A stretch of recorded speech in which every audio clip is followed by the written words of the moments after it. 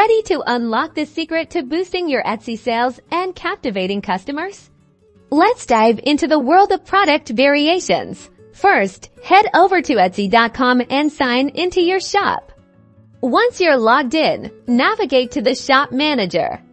You can usually find this at the top right corner of the screen. Inside the Shop Manager, click on Listings. This will take you to a page where all your current product listings are displayed. Now, find the listing you want to add variations to and click the Edit button underneath it. This will open the listing details page. Scroll down until you see the Variations section. This is where the magic happens. Click on the Add Variations option. A drop-down menu will appear with preset options like color, size, and material. Select the variation type that best suits your product. If none of the preset options fit, you can create a custom variation by clicking Create New Variation. Now, fill in the specific options for your chosen variation.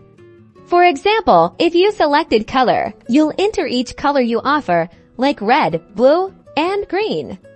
Be as detailed as possible for your customers. Here's a pro tip. You can also adjust the price and quantity for each variation individually. This is perfect if some colors or sizes are more expensive or have limited stock.